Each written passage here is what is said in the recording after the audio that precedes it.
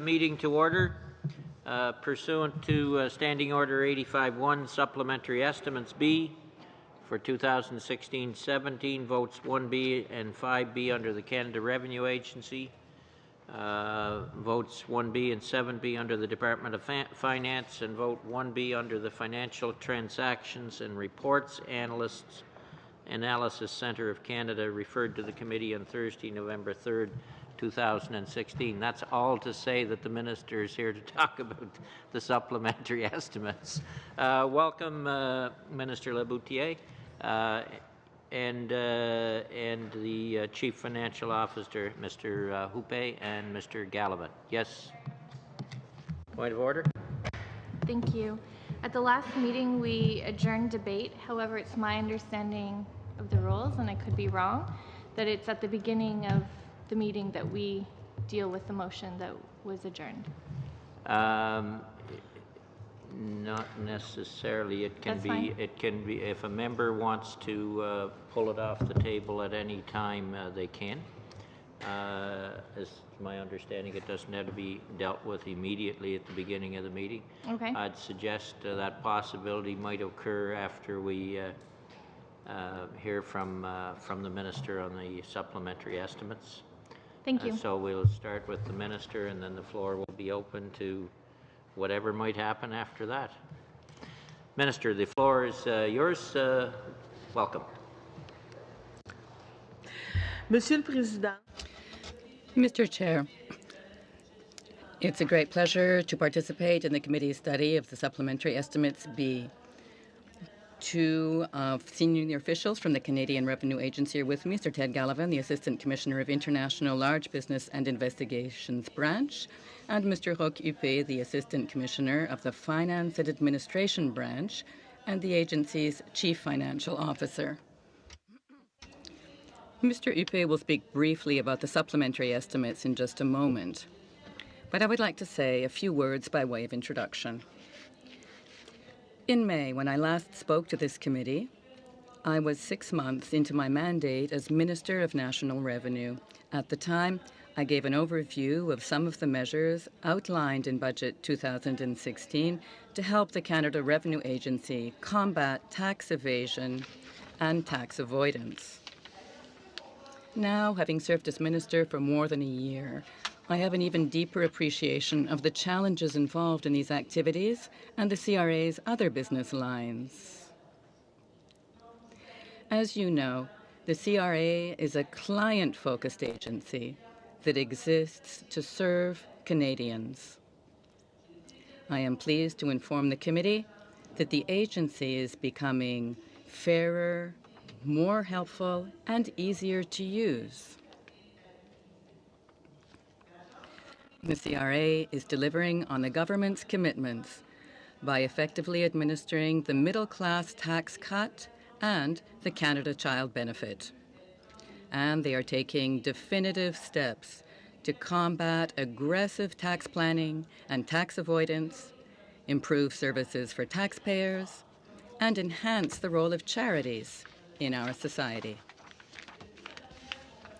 Since I last appeared before you, the agency has accomplished a number of objectives on the compliance front, both at home and abroad. They are taking concrete steps here in Canada to crack down on tax cheats.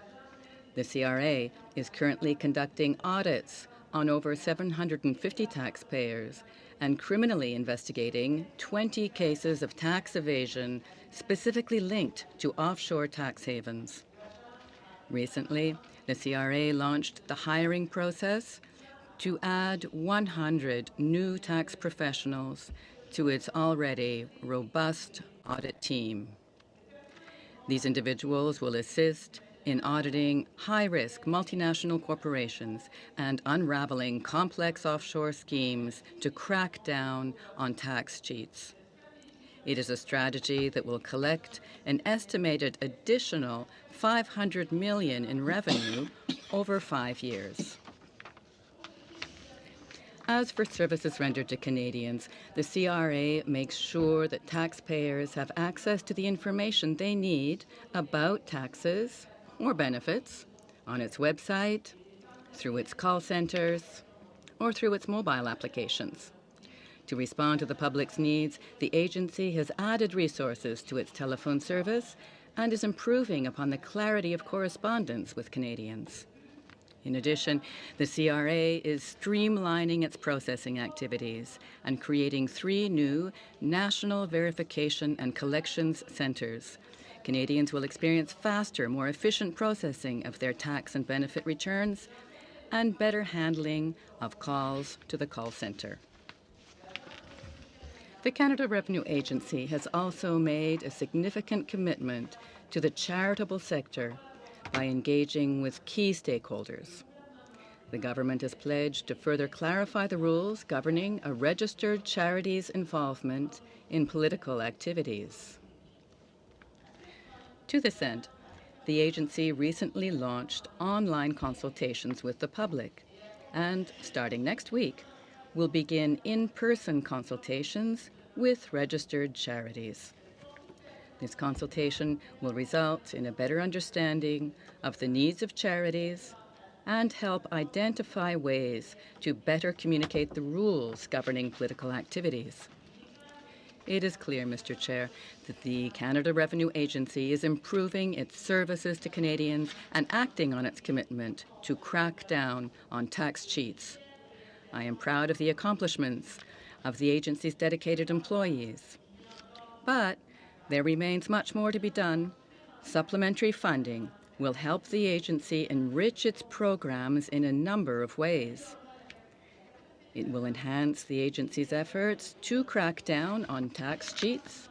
It will fund measures to improve communications with taxpayers and outreach to Canadians. And it will implement and administer the new Home Accessibility Tax Credit for seniors and people with disabilities. I would go on, but instead I will yield the floor to Mr. Huppé, who will speak to the details of the supplementary estimates. Thank you for listening. Mr. Huppé. Good afternoon, Mr. Chair, and thank you for the opportunity to appear before the committee to present and to answer any questions that you may have on the Canada Revenue Agency's 2016-17 Supplementary Estimates B. Monsieur le Président, comme vous le savez, l'Agence... Chair, as you are aware, the Canada Revenue Agency is responsible for the administration of federal and certain provincial and territorial tax programs, as well as the delivery of a number of benefit payment programs. Each year, the agency collects hundreds of billions of dollars of tax revenue for the governments of Canada and distributes timely and accurate benefit payments to millions of Canadians. The Canada Revenue Agency is seeking an increase of $146.1 million in its voted authorities for the following 4 items. First, the agency is requesting $65.3 million, of which $40.1 million is to implement and administer various measures aimed at cracking down on tax evasion and combating tax avoidance as announced and funded through Budget 2016. The incremental funding will be used to hire additional auditors and specialists, develop robust business intelligence infrastructure, increase verification activities, and improve the quality of investigative work that targets criminal tax evaders. The remaining $25.2 million is aimed at enhancing tax collections as announced in Budget 2016. Second, the agency is seeking $44.3 million to implement and administer various measures to further improve its capacity to deliver client-focused services for Canadians and Canadian businesses as announced in Budget 2016. These measures include improving telephone accessibility, delivering correspondence and other communications that are clear and easy to read, increasing outreach through the expansion of the Community Volunteer Income Tax Program, taking the initiative to contact Canadians who are not taking advantage of the tax credits or benefits they are entitled to, and increasing the agency's capacity to resolve taxpayer objections in a timely manner. Le budget supplémentaire des dépenses cherche également à obtenir 30 millions. Next, the supplementary estimates also seek $30 million related to the administration of the goods and services tax, recognizing the deferral of a savings proposal originally identified as part of the Budget 2012 spending review.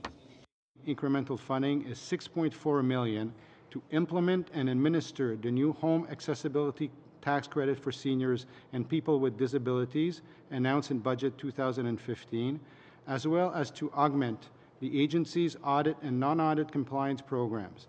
These initiatives include GST and HST examinations, aggressive tax planning teams, and an extension to the RRSP over-contribution program.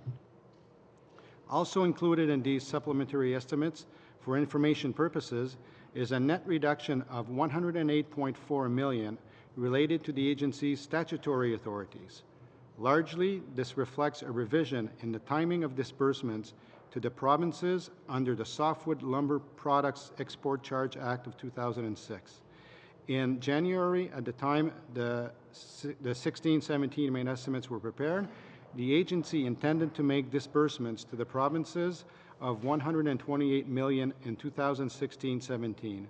Once all final administration costs had been determined, however, this work proceeded quicker than expected, and the majority of this amount was ultimately accounted for in the year 15-16, resulting in a $125.6 million reduction to the statutory authority being sought through these supplementary estimates.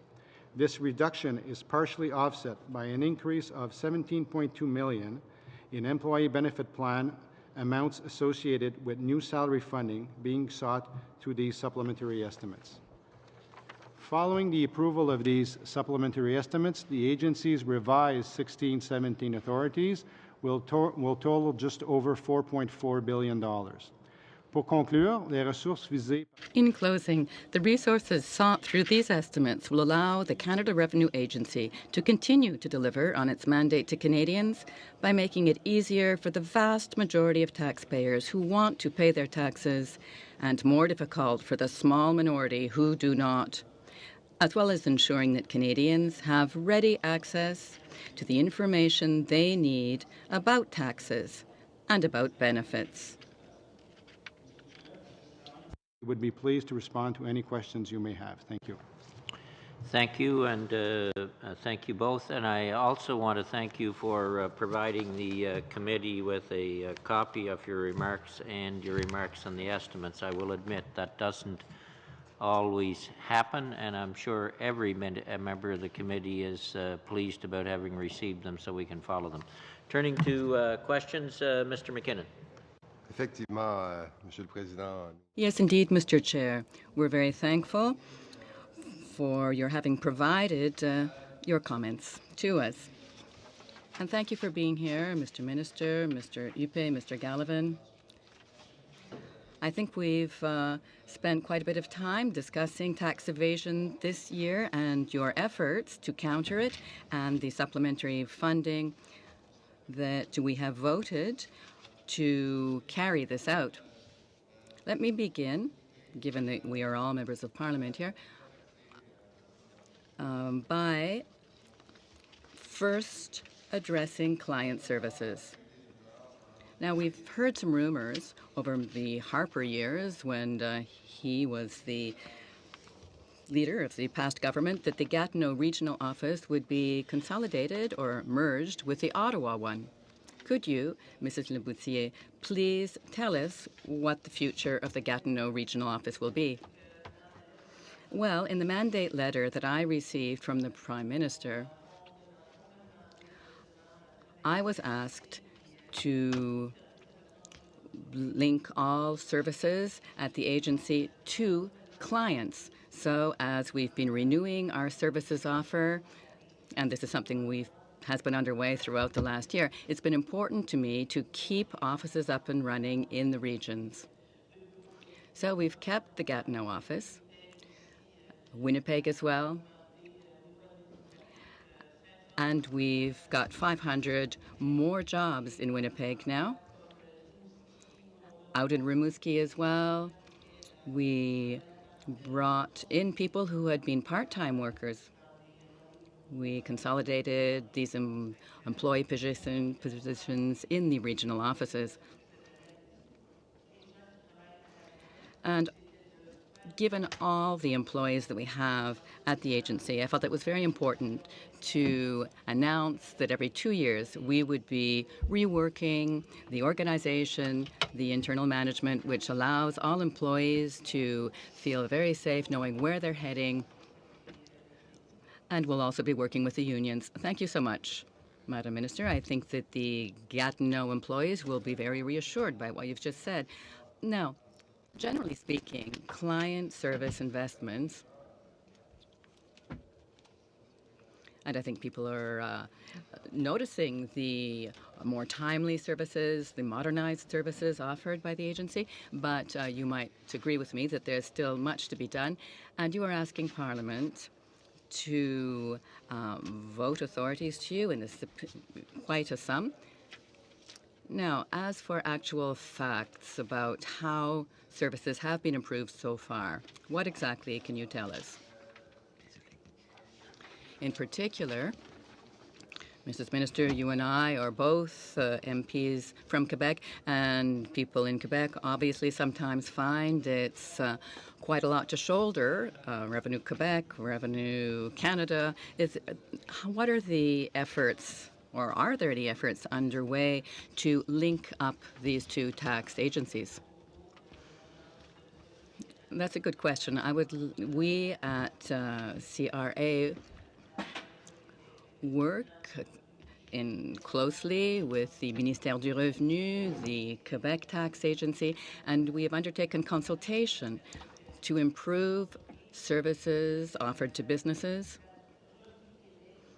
Revenu Québec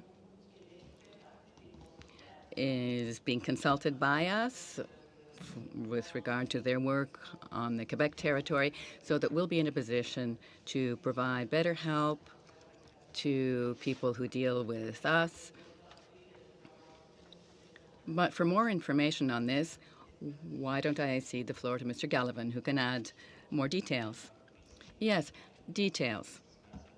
Some of the investment was for call centers to ensure that people would receive timely responses to their questions.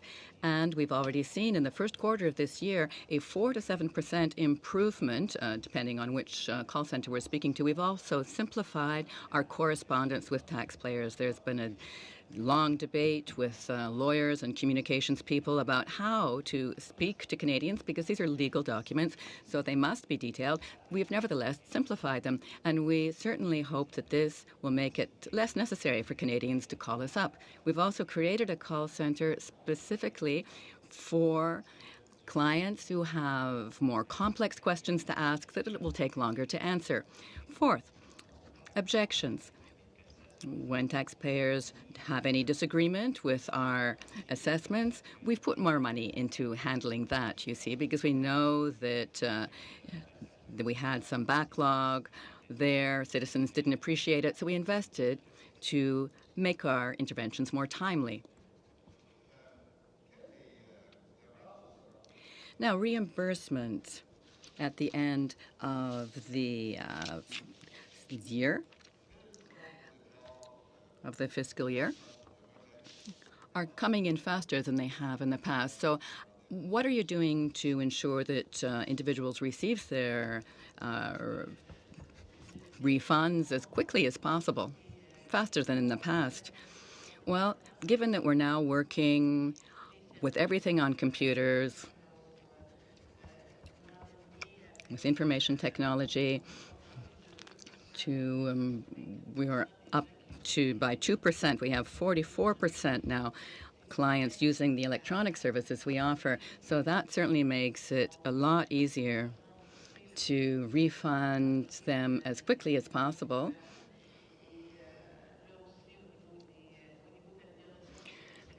As for improvements made to our electronic services, Mr. Gullivan might be able to give you more details. Well, our approach is to open the refund season as soon as possible. What keeps some taxpayers from receiving refunds quickly is availability from other parties, employers, and so on. We're working carefully with our IT team to well integrate the information we receive from third parties, such as employers, into our software to render everything very accessible to all taxpayers who choose to use our electronic services. So this is an important move forward for us, ensuring that information is available in a timely fashion to allow all citizens to claim their refunds. For being here today, and the question is, you announced an expansion of the operation at CRA in Summerside, PI, 70 new jobs. And yet you're told 182 others that if they want to keep their jobs, they must relocate to another province. So we're hiring 72, we're basically letting 182 leaving home. So that doesn't seem to be an expansion to me, to be honest with you. And I've asked you that question at the House, and I would like you to explain to me why you're taking jobs out of Prince Edward Island. Je dirais qu'au niveau des emplois, Well, with regard to jobs, what's really important is that we've kept employees in the regional offices. And as I mentioned a moment ago, we have a good deal more people working on electronic services, our IT, and we've also consolidated jobs. People who are working part-time, you see, have now taken on full-time jobs. We're offering better services and working to ensure that this is an ongoing change for Canadians. We really want to bring down wait times, and the jobs that we will be offering in the future will be specialized jobs for specialized labor. And I allow my colleague to complete the answer. To move elsewhere, it's we're consolidating the different activities in different locations, so these folks are being offered the possibility to follow their current work. It doesn't mean that the job is being that there will not be another job for that person in that location. So the number of jobs in Summerside is actually growing. It's just that as a first step, we always offer our employees a possibility to move for their work. And then what we will do in most of these cases is guarantee them a job if they choose not to follow the work, another job at their current location. But you know that by doing so, that I mean, those 182 people, they may not be physically able to move. They cannot relocate their families, so they cannot be facing losing their jobs. And there's 2,396 cases or people across the country. They've been given the same scenario. So that's again, I mean, those families. Can we understand? I mean, that there's a human issue here with these people. There's difficulties. There's families. There's kids. There's schools. And all that. You're hiring. You're spending a lot of money. But hey, you've got about 2,400 other peoples across the country that are facing the same destiny. Can you explain that too, please? Yes, in all of these cases, as I was mentioning, these people, we have to offer them the possibility to relocate. You're absolutely correct. In some cases, they will opt not to relocate for whatever reason. It could be family reasons or others. In most of these cases, though, even if they elect not to relocate, they will not lose their job because we will be offering them a new job in their current location with the adequate training that they will require to complete the new duties that they will be assigned. Do you have record of that at some point if we are to ask for those records? Okay, thank you. I'm going to move to, there's a big investment that's been announced last year and now this year, about $444.4 million in cracking down on offshore tax evasion, doing all that stuff. And there is an existing program, and I just heard the minister earlier saying that she's estimating $500 million extra income over 5 years. We call it an estimate. Now, with the investment of $444.4 million, and we're estimating $500 million over 5 years, do you really think the investment is worthwhile? Well, we do have existing programs in place, like the Stop Tax International Tax Evasion Program. Do you see? I mean, how do you see your ROI is going to be on this if you're going to go spend all this money? And I would really like to know if a breakdown on this. Is it going to lawyers? Is it going to computer systems? Is it going to extra staff? Like where this $444 million is going to go? Because I would really like to know that number and that breakdown. Gallivan. Mr. Gallivan? Sure. Thank you, Mr. Chair.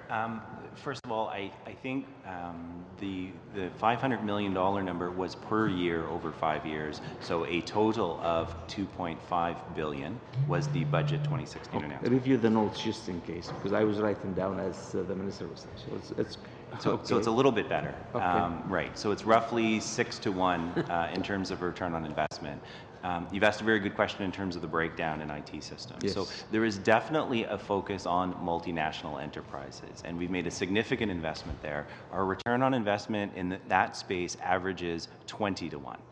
However, we're also in the compliance business. So we're making significant investments in terms of promoters of tax schemes that are marketed to small and medium enterprises and individual Canadians, because we think those people are helping induce people into committing tax avoidance and possibly tax evasion. We're hiring lawyers for our criminal investigation program because the most serious cases of tax evasion need to be prosecuted, but the standard for criminal prosecution in this country is understandably high, and so we're giving them more people. Then there are IT investments that are being made to help us data mine the electronic funds transfer over $10,000. So we have a record of every transfer over $10,000 inside and outside of Canada. We're up to 29 million records, and that's going to continue to grow. But we need IT tools to be able to decide which one of those deserve our attention or not. Quick question here, a couple of quick questions. We've been receiving calls at our local office, at constituency offices, that from small employer or small businesses, and a lot of cases that it's been the number of cases been increasing, complaining about how hard the CRA on those cases. And I understand you're doing your job, but in the meantime, I hope that, I mean, we don't hear that the big news on the big guys where we're supposed to be putting most of the efforts rather than on the small guy. Can you comment on that? Mais écoutez, je tiens à vous dire...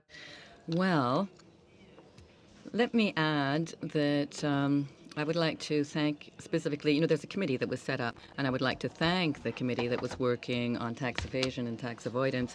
They provided us with a report and 12 recommendations in the report. So it counts a lot for us when it comes to tax evasion and avoidance to continue our work with our international colleagues. You can't My question is very straightforward. Are we going after the big guys, or just we're now hiring more people to go after the small guys? Est-ce que vous pourriez clarifier votre question? Could you just make that a little clearer? Hiring more people. It seems like the number of calls we've been receiving locally at our constituency offices has been increasing dramatically lately, that, the small small operations are being we've been heavy on. And I'm afraid in this scenario that you're just chasing the small guy, the small business, okay, and leaving the big tax evasions. What about that? Ben, je suis vraiment pas d'accord avec. Well, I truly do not agree with you. I can assure you that the work the agency is doing is on abusive tax avoidance and evasion. So we're really working with the big guys. The G20 is one of the agencies we're working closely with, and small businesses aren't up there among the G20. So our agreements are multilateral. The funds that we need and use are to hire skilled labor able to work on tax evasion and abusive tax avoidance, aggressive tax avoidance. These are people who have foreign accounts. Time, Ziad. Mr. Dussel. Merci, Monsieur le Président, et merci, Madame. Thank you, Mr. Chair, and thank you, Minister, for appearing here before the committee. Let me follow up on what I've just heard here about the advisory committee on fiscal evasion. You say there's a report with 14 recommendations. Perhaps I missed something, but is this public, or is it going to be rendered public? Yes, it will be. The report will be released, and the committee, with its 14 recommendations, Well, these recommendations will be applied. The 14? Yes. And you undertake to carry that out today? Yes. So it seems that the report was a very good one. It was truly an excellent report. And the committee's analysis was most integrated with the activities of the CRA, and I can assure you that all 14 recommendations will be retained. Are they all of a legislative nature? Are they statutory? Because it's all very nice to invest, but statutory steps can be taken to combat tax evasion as well, to address tax avoidance and fight tax evasion. So are there suggestions to change legislation? Yes, that's a good question. Statutory approaches are essential. We, of course, don't control those decisions. The Minister of Finance does. But we have made suggestions, and the agency will continue to support statutory changes. As for the recommendations that the Minister has just referred to, I think there's a confusion between administrative matters, which we control, and the Minister is quite sure that we can work with that. But you're right, some of the elements of some of the recommendations will require the assistance of finance. Thank you. So back to what you said in your original statement. For charities, you're carrying out consultations to review the rules which you say are unclear, and charities themselves have trouble following the rules because it's not clear what they are. But when you made an announcement in September, you also said that 12 organizations are still being investigated, and these investigations were ongoing into December. That's next month. Can you tell us, and I'm sure these 12 would be quite interested in your response, why you decided to really undertake a real investigation of these 12 agencies, even though you say the rules are not clear? Well, with these investigations, we stopped as of last January starting new investigations. For the 12 already up and running, and they were already underway then, it's simply a matter of fairness towards the other organizations that were investigated. We need to finish the work that we started. Very well.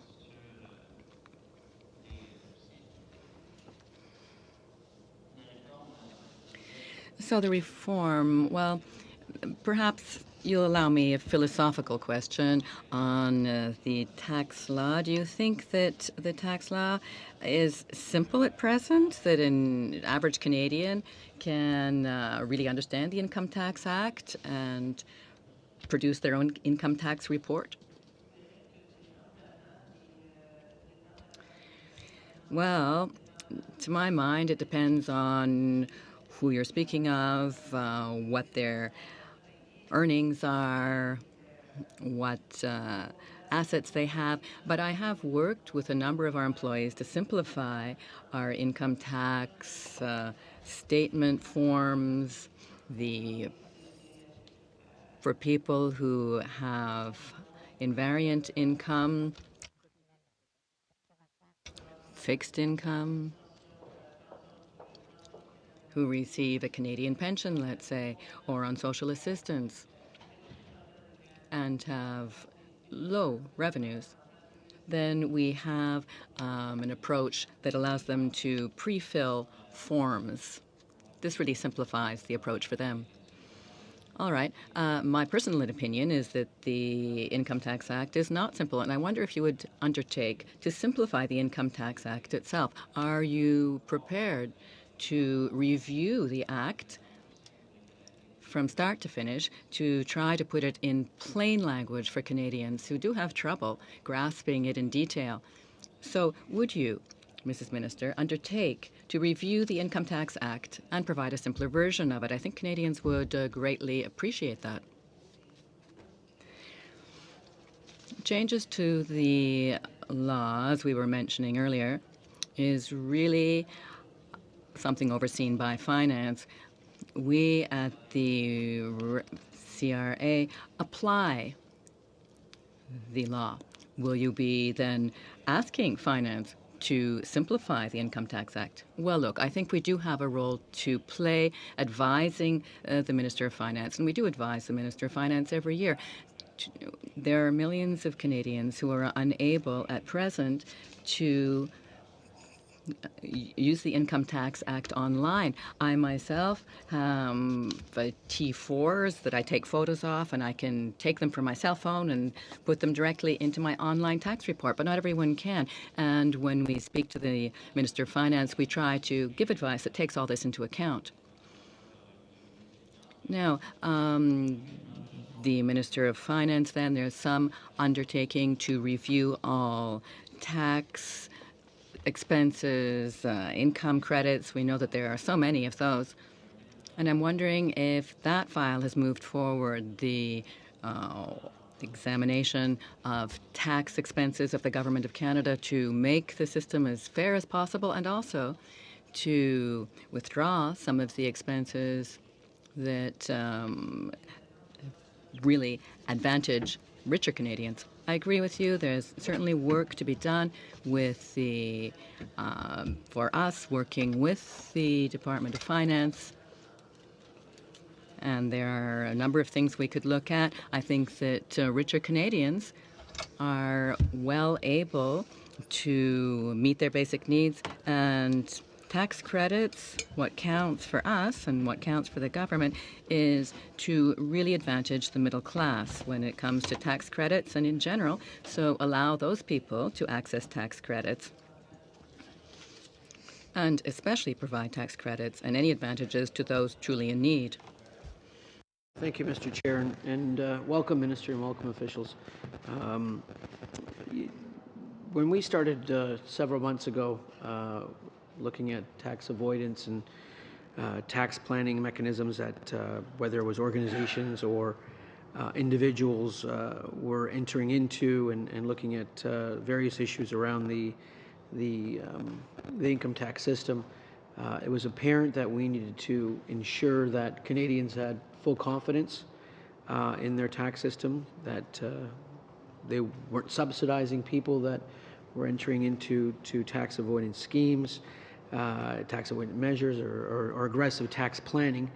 And Minister, I was wondering if you could give us an update, a broad update, and what our government has been doing and what measures you've undertaken in the last several months to ensure that Canadians have confidence in their system, in the tax system. Effectivement, mais c'est important de dire que Well, it's important to point out and applaud the fact that most Canadians pay their taxes as they should. And as I mentioned at the outset, there are people who set out tax schemes and induce people who usually pay taxes appropriately to use these tax schemes to avoid paying as they should, carrying their weight in taxes. And my colleague will be able to give you more information on this. Yes. Roughly 10% of our audits, or 14,000 audits, are focused at high net worth people doing aggressive tax planning and multinationals. That yielded $8 billion last fiscal year in terms of audit impact. The other 140,000 audits were focused on small and medium enterprises, and that effort yielded $4.5 billion in terms of fiscal impact. So roughly 10% of the audits in terms of number is yielding roughly 2/3 of the effort. So we definitely tend to focus disproportionately on the higher dollars, which tend to be with the high net worth individuals. In terms of our approaches, we certainly have continued our traditional audit file selection that brought us to that $12.5 billion in audit impact. But what we're also trying to do to reassure Canadians is take a broader brush. So in terms of BC real estate, in addition to increasing our traditional audit effort, we've also taken a look at the 500 highest risk real estate transactions, and we're going through them one by one. With respect to offshore, we've selected the Isle of Man and 3 other jurisdictions, and we're going through every single transfer to assess whether it's risky, whether it deserves our attention, and gathering more information on it. And we're doing that because we want to report back to Canadians that we, at a risk assessment level, have provided 100% coverage. And I think that is a new approach that's being funded by the new dollars from Budget 2016 and the appropriations you're voting on today. So that we're not only going to be getting that $500 million a year that we committed to, but we're also going to be covering entire populations that we deem at high risk to identify those that aren't compliant and initiate audit work. Okay. Just a quick clarification. The $500 million, is it $500 million over 5 years or $500 million per year? Sorry. Per year. Per year. Okay. And just, sorry for my own knowledge, and it's more of a clarification. Excuse my ignorance on this. On page 3 of the testimony from the officials, when you also say also including these supplementary estimates for information purposes is a net reduction of $108.4 million related to the agency's statutory authorities. Is that a movement of funds from one area to another where there's been a cost reduction or of some sort in one area and moving the funds to another area for usage? Sorry. Sorry.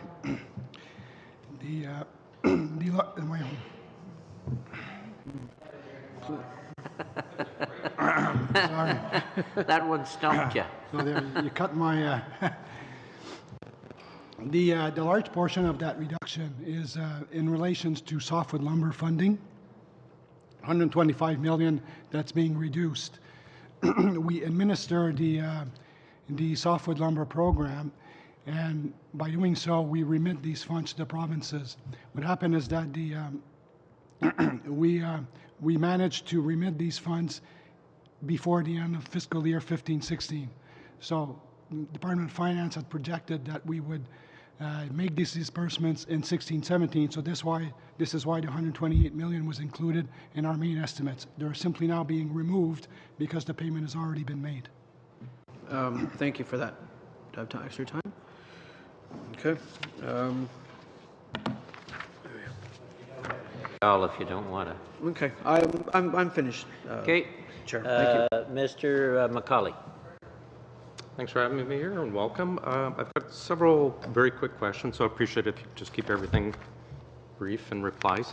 Can I just go back to the PEI with the jobs? You mentioned that, and I understand you've got new opportunities come up. You're required to offer them the chance to move, but they can stay and you'll retrain.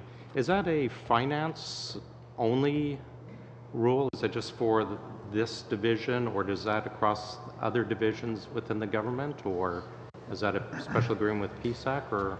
No, usually it's across government in the sense that when we moved a position, we have to offer that relocation to the employee whereby he can move with his position. Right, but the decision to stay, you said if they decide to stay, you'll retrain and keep their job. If they decide to stay, in most of these cases, we will be in a position to guarantee that employee a different job in the same location that they are right now. That's interesting.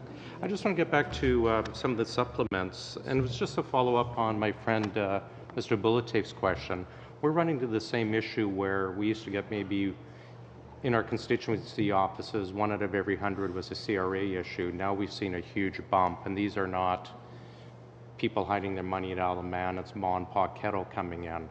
I'm just wondering, with the new people, and I understand the focus on cutting down or going after the tax cheats, and we support that, is there a breakdown or is there a mandate of, okay, we've hired 100 new people, 80 of you are going after corporations, 20 increase after carpenters, et cetera, et cetera? Is there a breakdown of that? Yes, we do. In other words, we have a number of distinct programs that would focus on, for example, substantiating credit claims. With the increased amount of resources that we're committing, the increased amount of bodies, what percentage then are going after, the small guy? In terms of the 444, zero. None of the 444 million would be going after salary. So it's just coincidental. The only thing I would hypothesize, because I don't know the specific cases, is that even in our smaller space, for example, pharmacists who are accepting gift cards, We are increasingly going after an entire population. So there was an issue with pharmacists where some were asking for rebates to be paid in the form of gift cards. Gift cards are taxable benefits, and so in some cases we are contacting 1,000 taxpayers because we think we found something.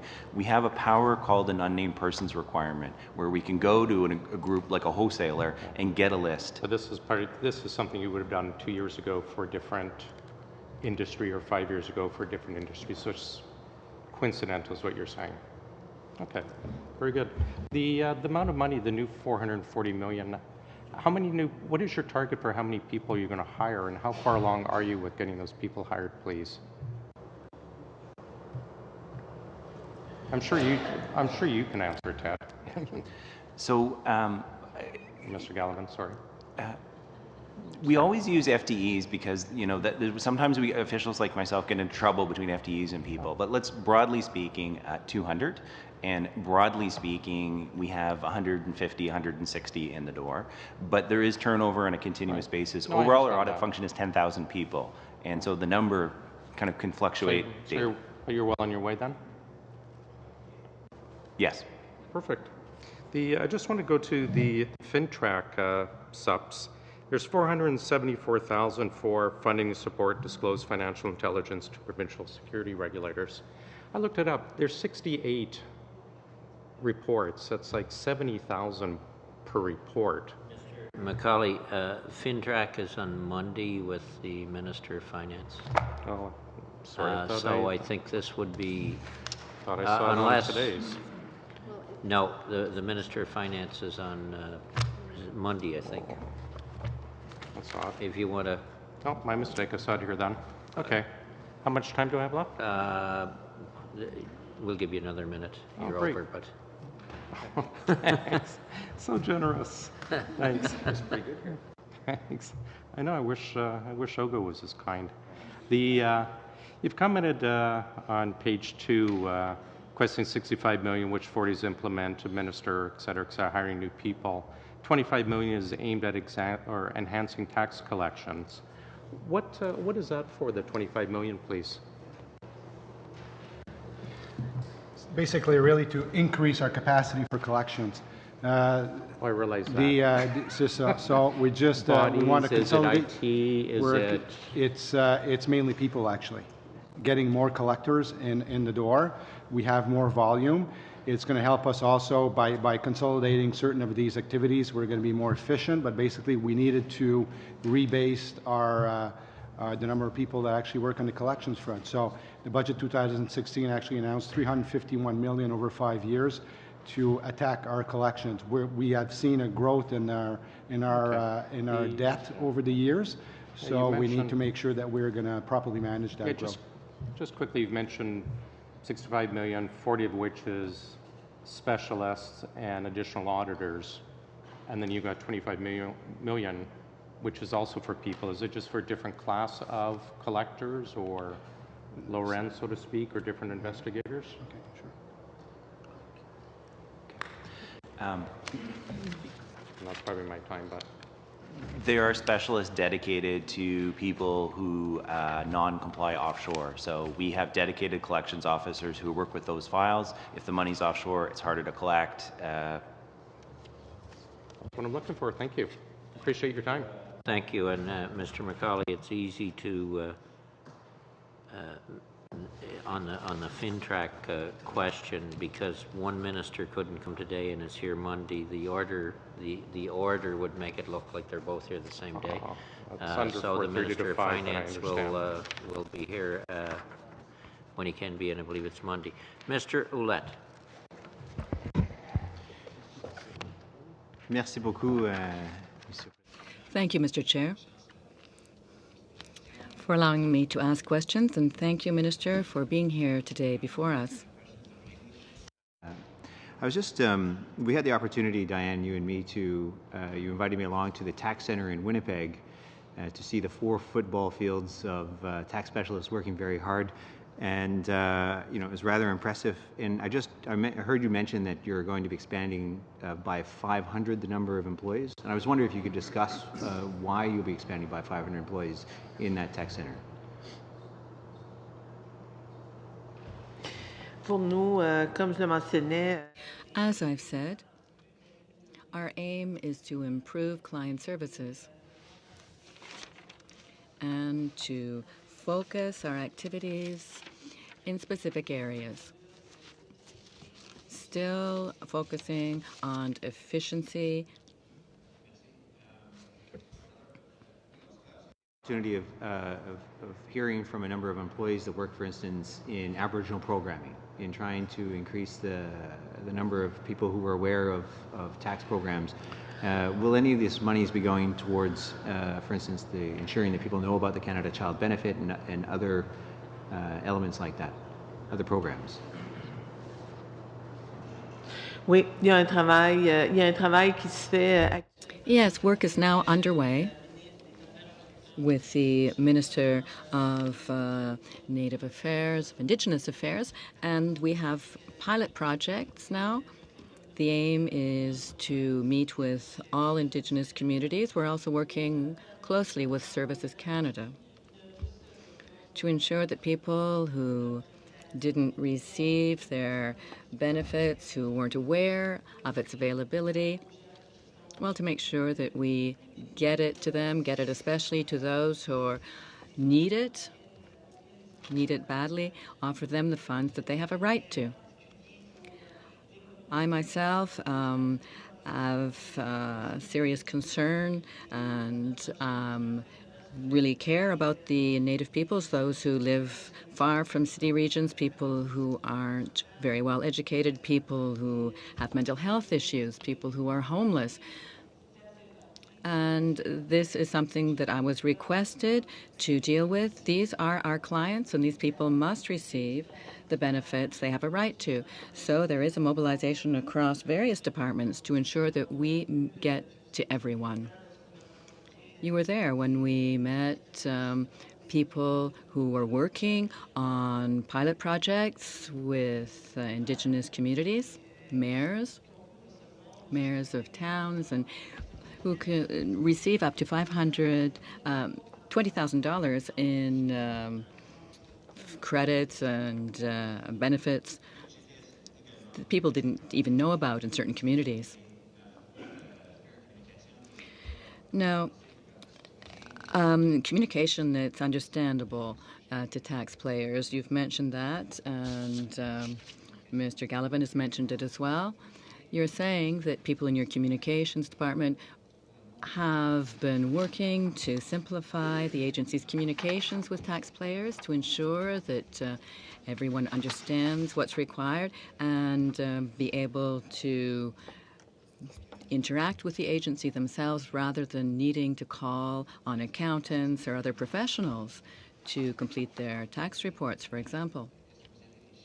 Do you think that's going to make any real changes? Do you have any figures about what has changed, whether people understand the forms better now?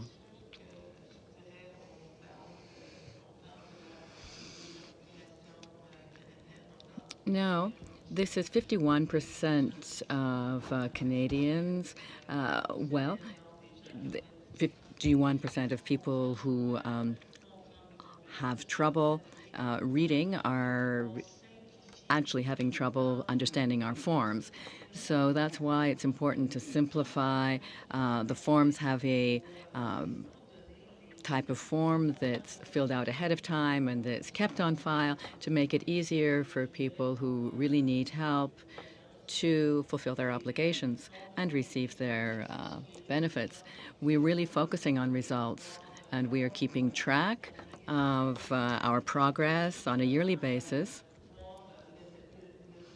to ensure that there's a real incidence of our new approaches, that we really are able to reach clients, Indigenous clients, and other groups that really must receive their benefits.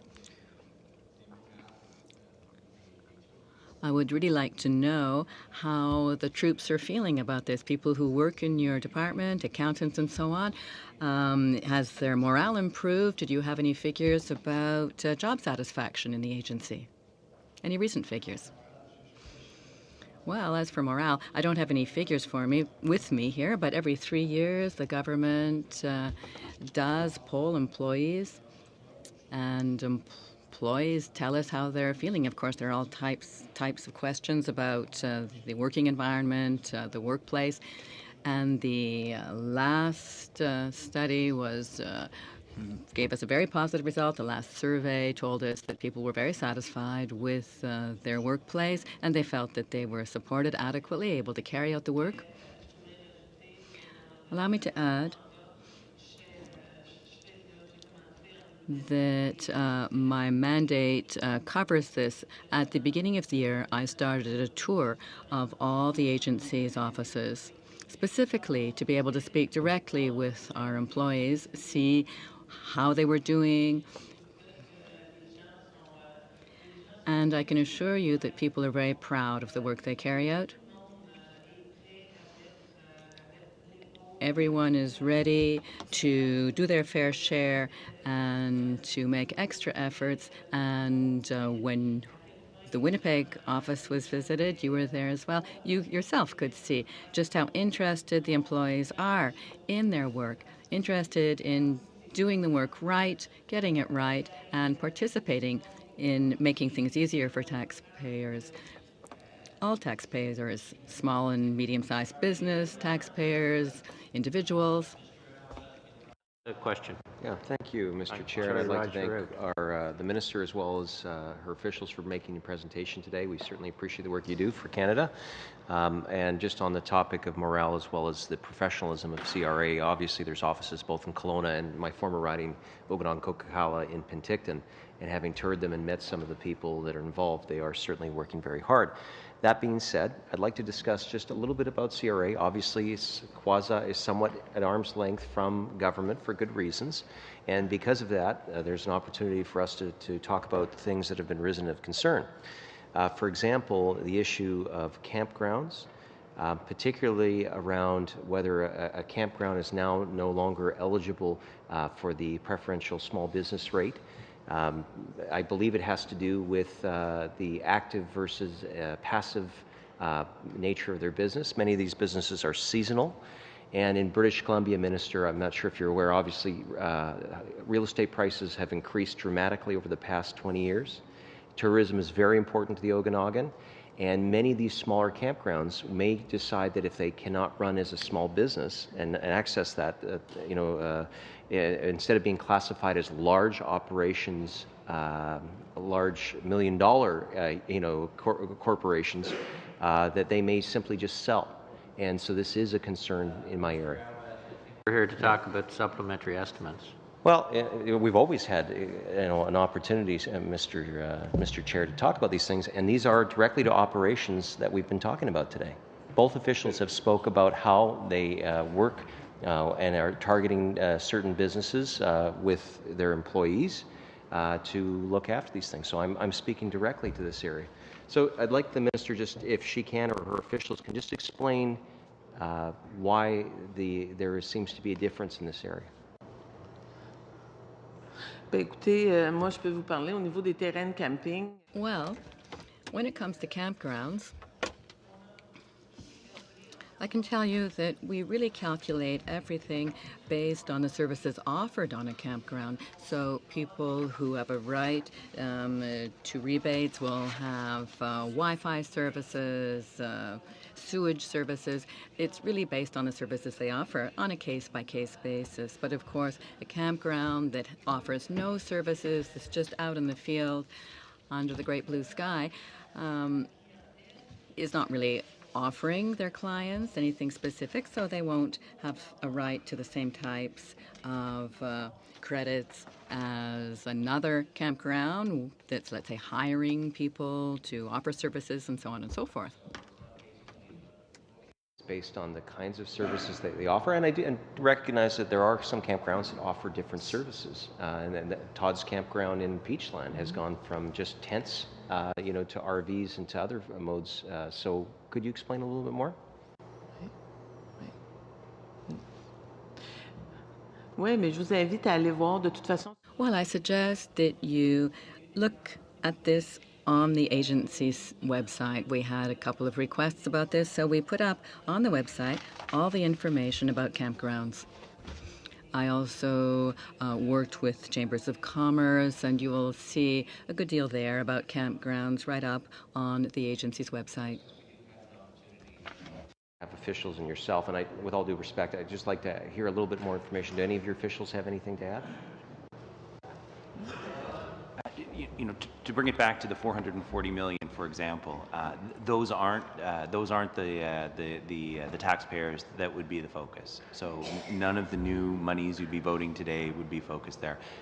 In fact, we reorganized our audit function to divide it in two. So I have responsibility for the 10% that yields the 8 billion. My colleague has responsibility for small and medium enterprises. In that space, she's doing things like the liaison officer initiative, where we took auditors off the audit beat and made them outreach officers to go and talk to people and explain their obligations. So I would say what the agency is trying to do in the space that you're describing is understand the taxpayers' needs, look at it from the taxpayer's perspective, see if we can assist in moving them into compliance, keep the line of communication open with the Department of Finance, where time and the evolution kind of makes this explicit wording in the legislation have an impact that wasn't intended. And back to the 444 million in the crackdown, that's really focused elsewhere. We have no projects in my shop that are aimed at campgrounds. Do I have any time? No, you're at a time, and Thank you. Thank can you, the Minister stay for a question from one member hasn't had the opportunity to ask a question, so Mr. Graywell. Chair, and thank you, Minister, for coming today. We really appreciate it. My questions are just from what I see in the constituency. I just want to get your comments and your officials' comments on just the use of common sense on settling some of these cases. I have 3 or 4 cases in which interest and penalties have added up because of a lack of communication between a constituent and their accountant, or a constituent and their lawyer, and there's been interest and penalties that have been added to their accounts. The constituents are ready and willing and able to pay the taxes that are owing in previous years, but are looking for interest and penalty relief. And there's a very complicated process for very little sums of money. So just the re-emphasis on going after tax evasion at a multi-million-dollar scale, but there's small businesses in the riding that I'm having to, I just got, it took me 3 weeks to get the assessment from the ministry, and then they finally said, okay, this is the process on how to apply for interest and penalty relief, and that process could take up to a year. And so it's very tough for small businesses that are employing people, and I really urge you to really focus on trying to make that more efficient.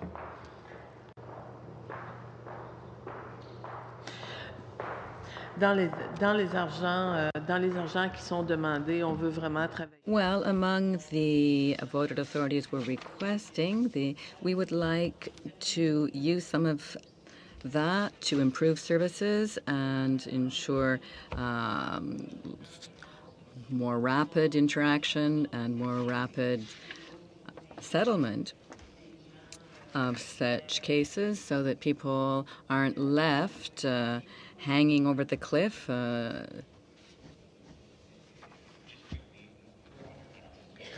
In terms of taxpayer relief, and it's an important tool. As the Minister mentioned, we have to be more timely, and some of the funds here will help reduce the pressure in that area.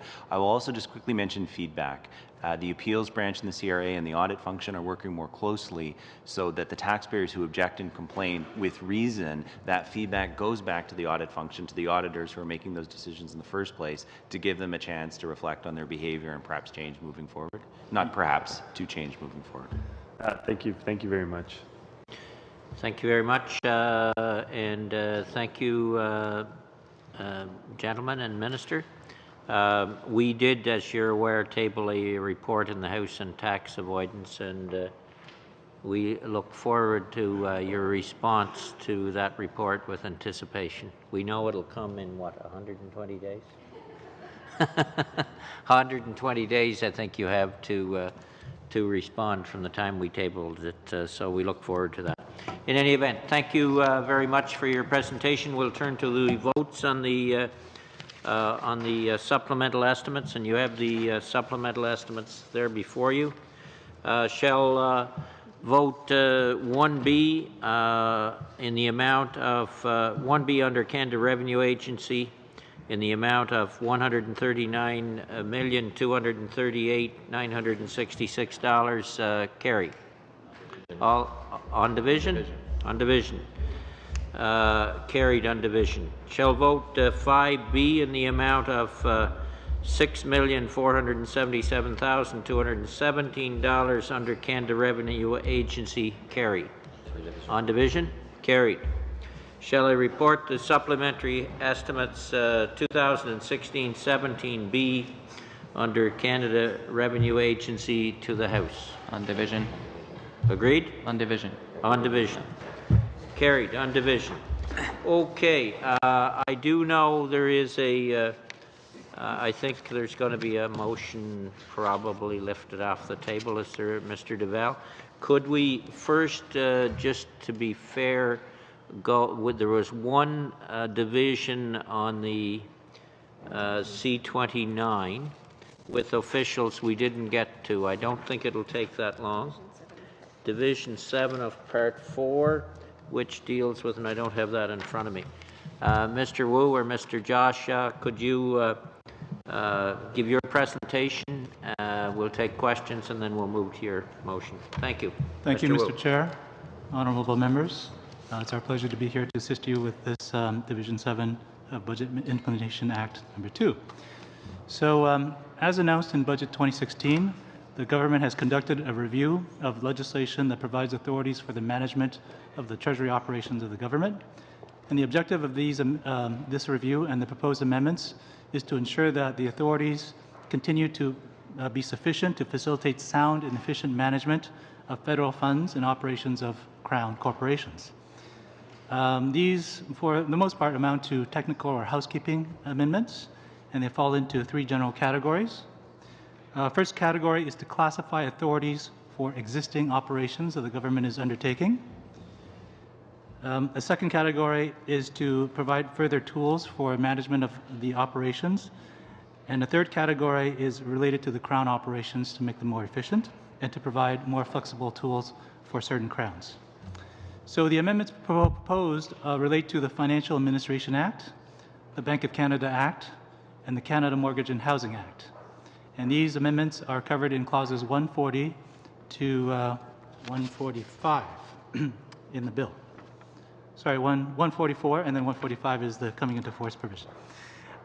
So the first amendment is clause 140, and this would establish an explicit authority for the Minister of Finance to lend out excess cash from Receiver General cash balances. These are operations that already occur on a daily basis, and the purpose of these operations are to help manage the cost of holding and collecting the cash for expenditures. The second amendment, also in clause 140, is to establish an explicit authority for the Minister of Finance to enter into certain arrangements such as hedging against currency risks. From time to time, the government acquires large sums of foreign currencies, and during the period of converting it to Canadian dollars, there's a certain amount of exchange rate risk. And this amendment is to ensure that the government has more tools for managing against such risks. The third amendment, this is in clause 141, provides the Minister of Finance with authority to make payments that are consistent with his broader powers under the public debt section of the Financial Administration Act. So there are occasions when, for instance, when we use fiscal agents in other countries, such as the U.S., to act on behalf of the government in managing the sort of the debt issuances, that in the fiscal agent's terms and conditions, there is a certain limitation or a time frame that that obligations, the Canadian debt, has to be redeemed, and after such time, then there's a doubt, potential doubt as to the obligation on behalf of the government to repay that debt. So this clause is meant to clarify that the minister would always have the power to pay such debt to ensure that Canada maintains its sound reputation of being a good credit and being willing to repay its debts. Very important in credit markets. The Fourth Amendment is Clause 143, and this establishes an authority for the Bank of Canada to manage the lending operations from the government to its Crown corporations. So there's an ongoing lending operation to facilitate the Crown's needs, and this has been managed. The upfront sort of front desk operations have been managed by the Department of Finance when this program started in 2008. Now, over a number of years, the program has been working very well, and it's very consistent with the Bank of Canada's fiscal agent responsibilities for them to actually be running such operations. So this amendment would facilitate the transfer of such operations to the Bank of Canada. Now, finally, the last amendment is relates to Clause 142 and 144. These amendments would propose to allow the Bank of Canada to provide Canada Mortgage and Housing Corporation custodial services. So Canada Mortgage Housing Corporation already has a custodian, but the intent of these provisions is to allow Bank of Canada to be able to act as custodian, which means that the CMHC could move a portion of its assets to the Bank of Canada to help manage, and this would facilitate and provide more options for CMHC in its financial operations. A similar provision was provided to the Bank of Canada Act in 2014 to allow similar services to Canada Deposit Insurance Corporation. So it's very much the same. In fact, we're amending the same provision. We're just adding CMHC to the end of that provision. So collectively, these are the amendments that we feel would support the continued sound management of Canada's financial operations. And with that, I conclude my remarks and happy to take any questions you may have. Floor is open to questions. Mr. Alves. Thank you. I appreciate the work you do for Canadians. Just a quick question, or a few couple of questions. Clause 140 in regards to currency hedging. When someone says hedging, other people might hear arbitrage. So can you maybe elaborate a little bit more about the timing and the kinds of funds that the Minister of Finance would be given authority to by Parliament, please? Most certainly. So my apologies. I'm just going to turn my reference material.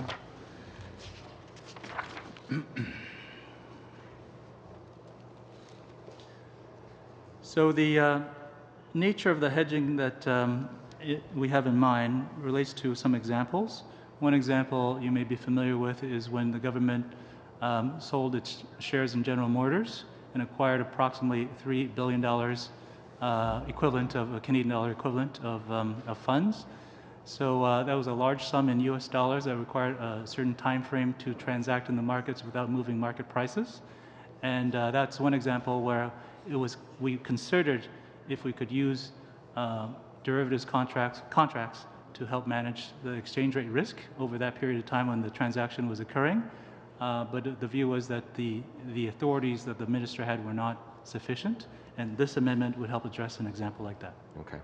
Just in cases where there's large currency swings, and we may be, I'm not going to speculate on the future per se, but it is important for Parliament to have an understanding of what kind of vehicles. And you did say derivatives contract. Now, can you explain some of these kinds of tools? And, would this be for broader usages? For example, many IMF countries will host currencies into other jurisdictions to, again, manage risk. Would this be used for more than just selling shares, as money come back, or is this part of a broader strategy by the minister? So the provision, it relates to assets, that financial assets, I believe, is in the provision that the government may acquire. The intent was with respect to currency positions that may be acquired. So again, the example of the US dollars was the one clear one. Another one is sterling, where the government sold off Chancellor House, I believe it's called, in the UK, in recent years and acquired a lot of sterling that had to be converted to Canadian dollars. And again, over a long period of time, there was a time frame in which we had exposure to the sterling because the Canadian government entered the contract and the sales price was determined, but the receipt of the funds occurred a number of months later, so there was foreign currency exposure. So there was a delay, and hence the question of whether or not the government should engage in contracts to hedge against that risk.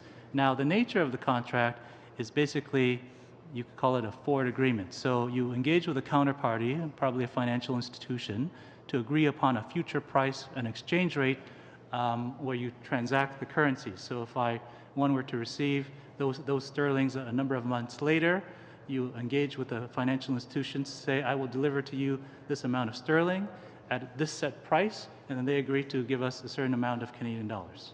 So, okay, and I do appreciate it, and I'm not going to belabor the point too much more, but what limits are there on it? Because, again, one government may use something with the best of intentions, and another one may not. And what kind of activities is this limited to? Are there any limitations in the Budget Implementation Act that provides not only the clarity as to what this power bestowed to the minister will do in cases of asset sales, but again, you know, are we going to start seeing the Minister of Finance, you know, holding certain currencies? I just want to know the scope of the activities that we're talking here, if they're not just limited to asset sales outside of Canada. Just one moment, please. So it is in respect of the financial position of Canada and assets. The provision is intended again for the management of those risks, and all I would say is that when the provision was drafted, it was made to be explicitly permissive of hedging transactions like the ones I described. Thank you. I certainly appreciate that. Now, just going to, maybe I'll wait and see if there's someone else to ask a question. I think Mr. Lett has a question, then we'll come back to you. Thank you. Mr. Lett. Thank you very much, Mr. Chair. I appreciate it, and thank you very much, Mr. Wu and Mr. Joshua, for coming here on this it's a very actually exciting subject, very interesting. I was just more interested in Clause 144, which is amending the Canada Mortgage and Housing Corporation Act by adding Sections 35.1 and 35.2, and proposed Section 35.1 would allow the CMHC to maintain in its own name one or more accounts of the Bank of Canada, and proposed Section 35.2 would allow the Bank of Canada to pay interest on any money that the CMHC deposited with it. Now, how would these proposed changes improve the management of federal funds, financial oversight, and the operations of the CMHC, the Canada Mortgage and Housing Corporation? Certainly. When I started. And sorry, I was too fast for the translator there a bit. But. No, that's quite all right. So, again, these two provisions are intended to allow Bank of Canada to provide custodial services to Canada Mortgage Housing Corporation. So, custodial services are basically when a financial institution safeguards assets. So in this case, it would most predominantly be Government of Canada securities. So, so CMHC already has a custodian right now, but CMHC would like to have more options for custodial services providers, and in this case, it'd be the Bank of Canada. So what the Bank of Canada would do is hold a portion of CMHC's assets, this, again, Government of Canada securities, to safeguard it for transactions. What this facilitates, for example, is that if CMHC were in need of liquidity for certain maybe operational issues, smaller operational issues, it could then post that collateral with the Bank of Canada and receive liquidity. So it could use that collateral in essence in a loan from the Bank of Canada. Technically, it's actually sold for a short duration, but then reverses. So that's an example of a repurchase agreement transaction as a type of transaction to facilitate operations of CMHC. So it offers more opportunity for the CMHC to use different providers? Yes. And so would this reduce cost? Potentially. Cost is not necessarily, I think, one of the drivers, but the desire was to have more options. Okay. And then just a bit of a fun question. You know, we're talking about currency here. I was just wondering, can the Canadian government hold Bitcoin and gold, I guess? Sorry, Bitcoin? Bitcoin Yeah. gold? Bitcoin, yes. I think that's a bit beyond my purview. So Bitcoin is an interesting question. It's not part of the considerations we have, but the market itself is being studied by the Bank of Canada, but it's not within our ambit right now. Robert, this is the Finance Committee. Fun isn't in our lexicon. This is always fun, Mr. Chair. This is having a great time. Looked at me and said that this is not fun, Mr. Chair, and I understand that. So when we talk about fiscal agents and the terms and condition of which, when they're dealing with debt issues, et cetera, what you're talking about in that particular clause, sir, does that basically allow the finance minister to make payments on things past March 31st? So if it was in the previous fiscal year that it was anticipated, but the actual deal was concluded outside the supply period, that this would then allow the minister, without having to come back to Parliament for that supply, that basically basically be able to go outside a parliamentary vote. Is that the intention here? No, that certainly was not the intention. Again, the intention was to ensure that the government could pay back investors that invested in Government Canada securities, especially in certain jurisdictions where our fiscal agents have specific terms that appear to limit such obligations of repayment after a certain time. There was no intention or consideration of the issues you identified. So why does the government need new statutory authority if it's already doing this on a regular basis, has done for quite a long time? Are money transfers, e-transfers, just not being used, or? Yes, there are certain occasions, especially with bearer bonds that are issued in foreign jurisdictions, where it's a bit more manual process in terms of redemptions and seeking repayment. So there are occasions that have come up where this question arose.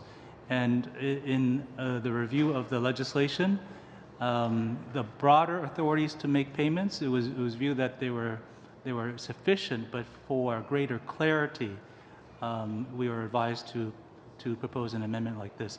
Greater clarity that the government, the minister, could indeed pay off those loans.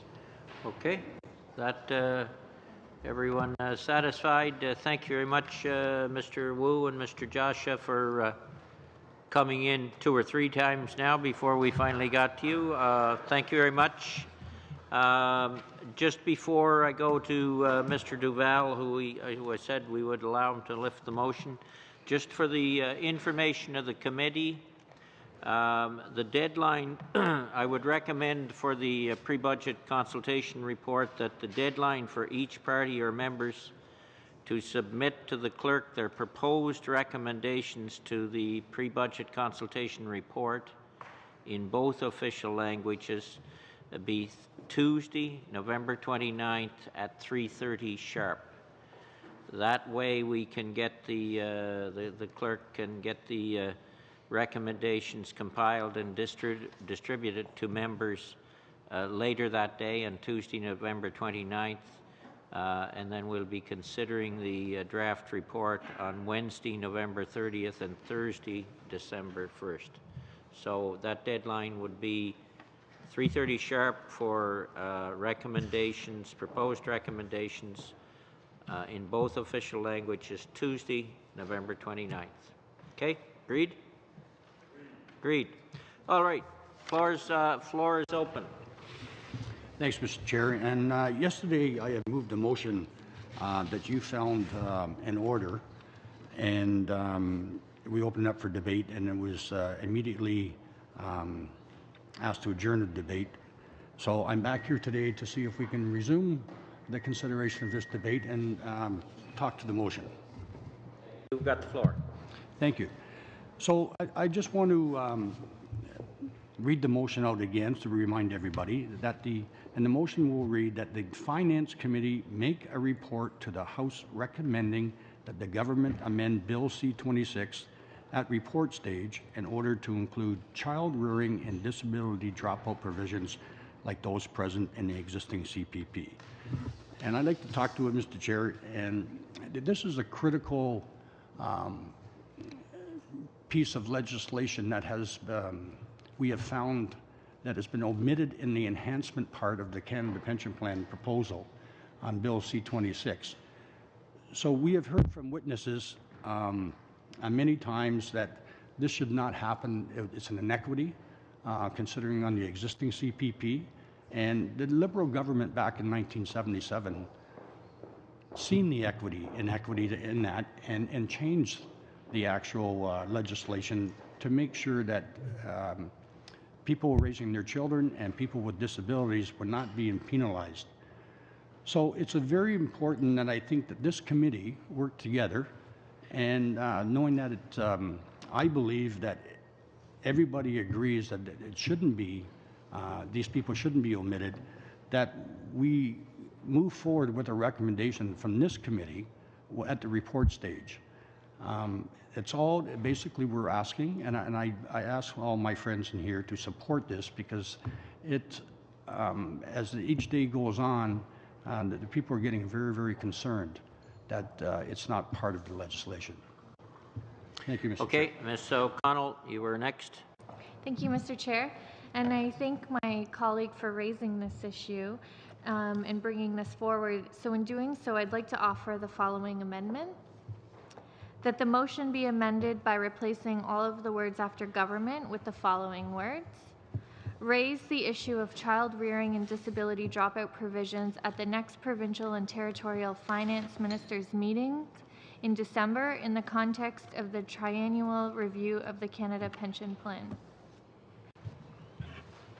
Mr. Albas. Chair, I'm far from me to continually defend the NDP. However, I would say that this motion substantially changes the NDP motion, and unless the member views it as being a friendly amendment and gets along and does that, you're basically taking the entire original motion and replacing it with something else, and that should be instantly ruled out of order, in my humble opinion. But I won't be challenging you on it today.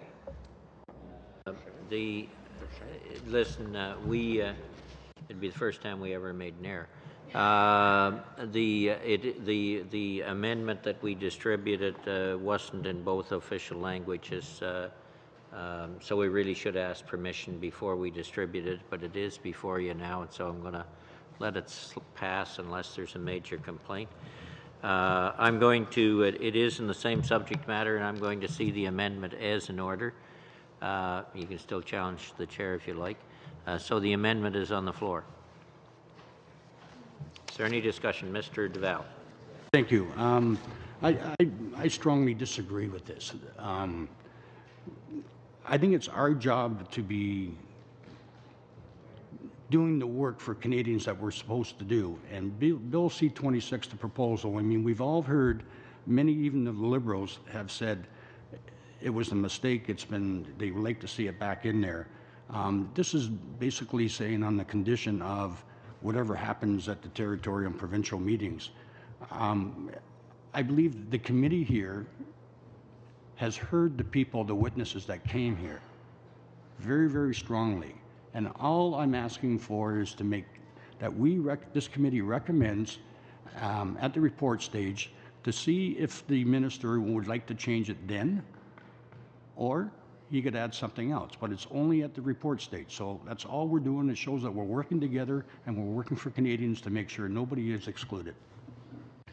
Mr. Albutev, then Mr. McKinnon, and then Mr. Albas. I don't understand this. I must be missing something here. You're replacing all the words after the government with what? Raise the issue of child rearing. But nothing here on this. Here we don't see anything here. No. Pardon? See what's in brackets, Z-head? Yeah. I'll read it, if I can make it out. That the motion be amended by replacing all the words after government with the following words. Quote, and then go up to the bracket, then raise the issue of child rearing and disability dropout provisions at the next provincial and territorial finance ministers meeting in December in the context of the triennial review of the Canadian Pension Plan. Amendment, I guess. That's the amendment, yes. Oh, that's clear. Okay, Mr. McKinnon. Merci, Monsieur le Président. Juste en appui à la modification offerte par ma collègue. In support of the change presented by my colleague, I appreciate, as we all appreciate, Mr. Duval's point of view, as we appreciate those of all our friends in the House. I think we need to stand back a little here to take a better look at what we're aiming to do here. The work we've undertaken, the work that we've nearly completed here. This is the most important improvement to the CPP since the very creation of the CPP in the 60s.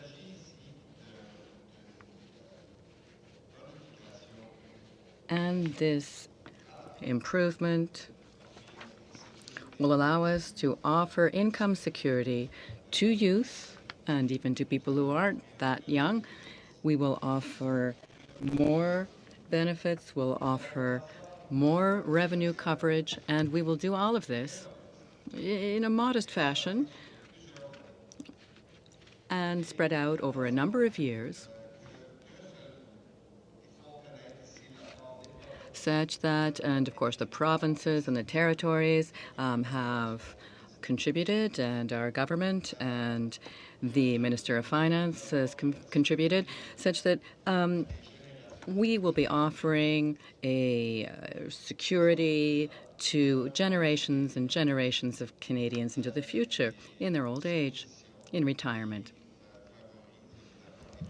These proposals would favor and allow for and ensure that parents not lose revenue, parents who invest in child rearing and take parental and maternal leave.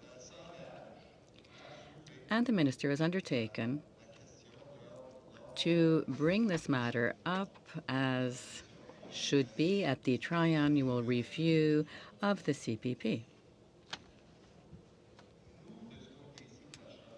Now, on our side of the House and this side of the committee, we applaud these proposed improvements. In fact, we're just thrilled by the Canadian consensus on the enhancements that we've seen repeatedly in the meetings that have been held and the negotiations of the Minister of Finance with her vis-a-vis in the provinces and territories. And we hope that the Conservative members of Parliament and the NDP members will join us to truly celebrate this great improvement to the social structure of our country.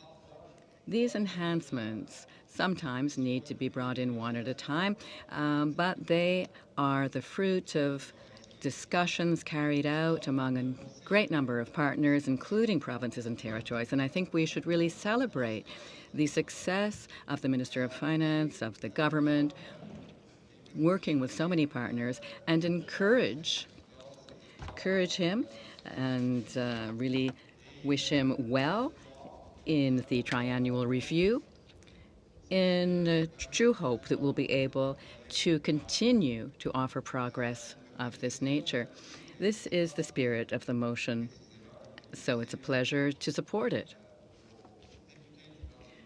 And it's truly a pleasure for all members of Parliament on the Liberal side, and I would hope those among the NDP deputies here, to really celebrate this great improvement to the security of income security for Canadians far into the future. Thank you, Mr. Chair, and I just want to thank Mr. McKinnon for taking me back to a time warp at second reading where we just heard the government continue to congratulate itself. Next time you do that, sir, I expect an eggnog by the Christmas tree, because that's the only way I'm celebrating this time of year. Now, the fact of the matter is, instead of going back and talking about, and re-arguing the same things we heard at second reading, this is a motion specifically, and Mr. Chair, with all due respect, I can't believe you've ruled this in order. I've never seen it where a motion gets gutted as effectively as this. Yesterday, we saw the government side close debate. Then they come forward with a complete transformation of Mr. Duval's motion. And I think that this is absolutely ridiculous that this would be accepted in order.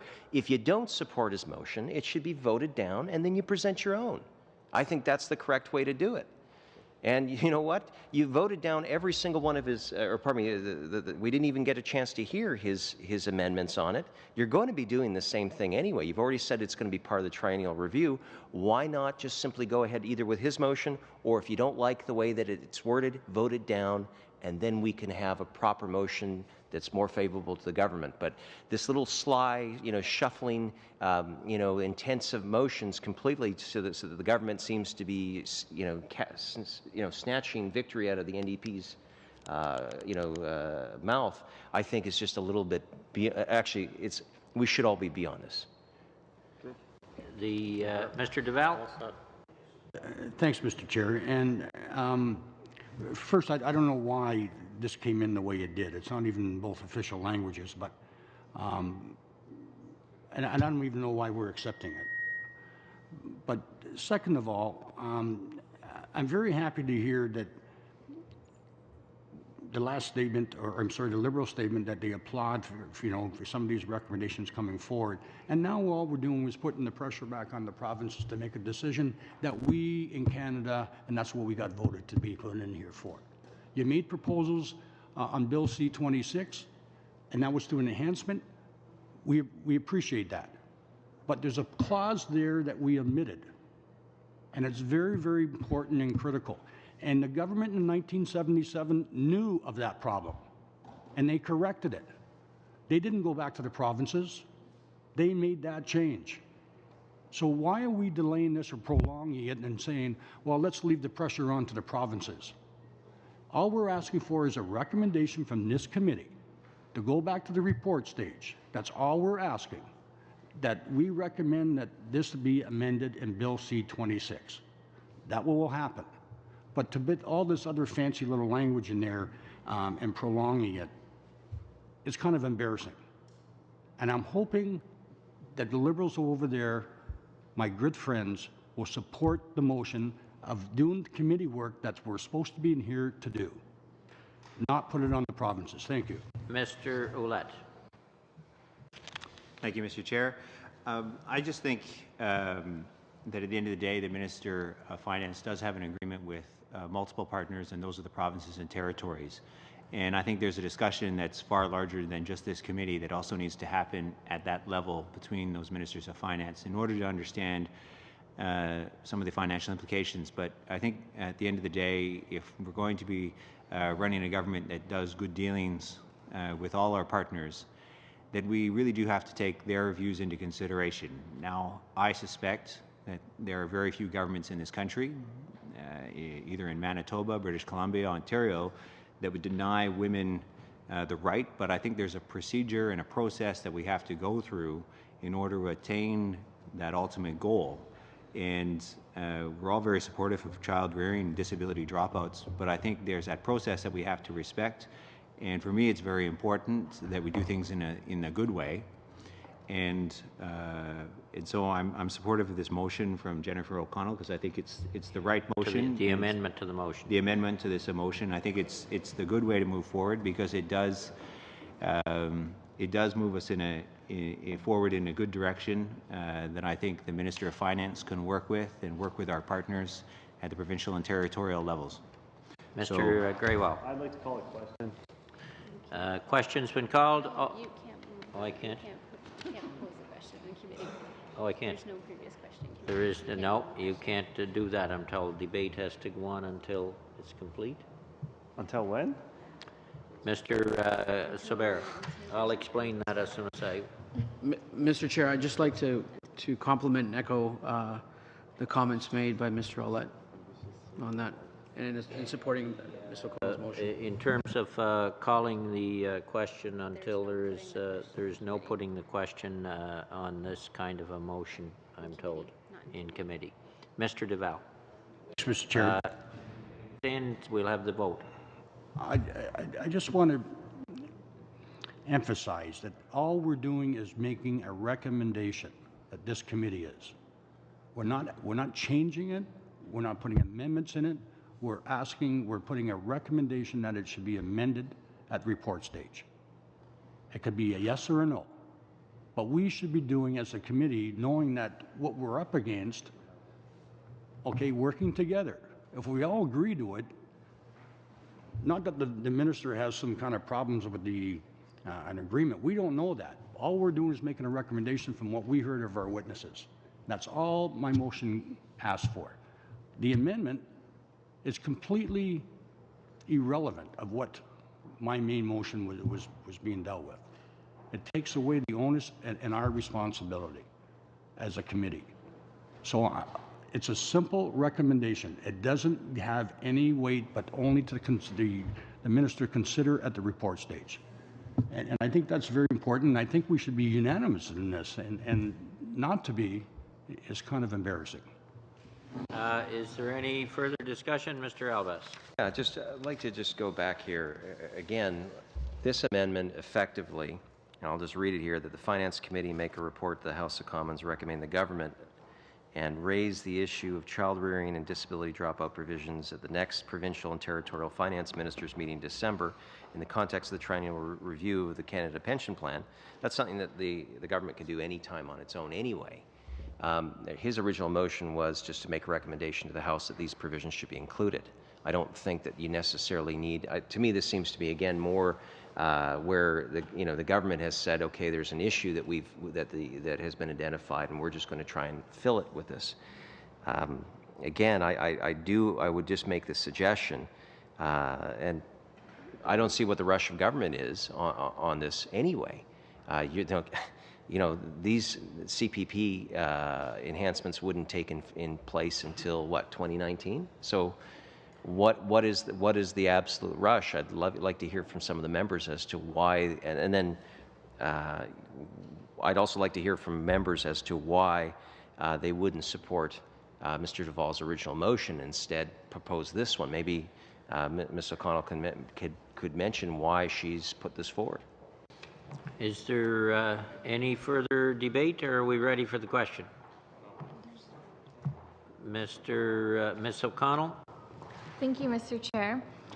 I actually find it quite interesting. I find it quite rich, actually, for my Conservative colleagues who yesterday spoke before there were any motions that they would not support CPP at all. So this indignation about the importance of this enhancement over the issue of child rearing and disability drops out seems quite ironic to me, considering you don't support CPP enhancement at all. So while I appreciate the member's comments and his, speaking up for the NDP, when you speak yesterday saying you don't support any of it, I find it rich that you're a champion for women or persons with disabilities. So in response as well, this motion to suggest that the original motion is better because it sends a meaningless, if I heard that correctly, report to the government. Well, I would much rather act in meaningful ways, and meaningful ways means that the minister takes this forward. It is the responsibility of the minister to work with his provincial colleagues and actually, if there are enhancements that need to be done, if there are improvements that need to be done, that it's actually done and not some symbolic gesture from the NDP, quite frankly. And Mr. Duval, I respect you a lot, and I really appreciate the comments that you've made, and I think you're doing the job of raising these issues. But I would much rather deal in meaningful ways, that if change needs to happen, then change can happen with those. But frankly, I will not take advice or guidance on fighting on behalf of women or persons with disabilities from members who said at the onset they don't support any of it. Thank you, Mr. Chair. Mr. Elbouteov and Unfortunate, Mr. McConnell. to be honest with you, to hear this tone from Ms. O'Connell as if we're heartless. First of all, in principle, we don't agree with the bill because it's a tax, in our opinion, and it is a tax, and that's how we're not going to debate it here. We're discussing a motion that is very reasonable motion, and if you're not going to commit to even a motion through the committee, that means, because the NDP were talking about it all day yesterday. They were talking about this, raising this issue in every speech, and probably they won't be even supporting that C-29 unless those amendments are there. So the bottom line is, even this very little improvement and what they're asking for, you're not giving it to them. I think from a logical viewpoint, under this stage, I think they're asking for something logical. And for you to come and just change all their motion is not fair. We're just trying to explain ourselves here, and just because we're sitting around the table, and I believe that there's a point of logic here that need to be raised, and that's why we're defending it.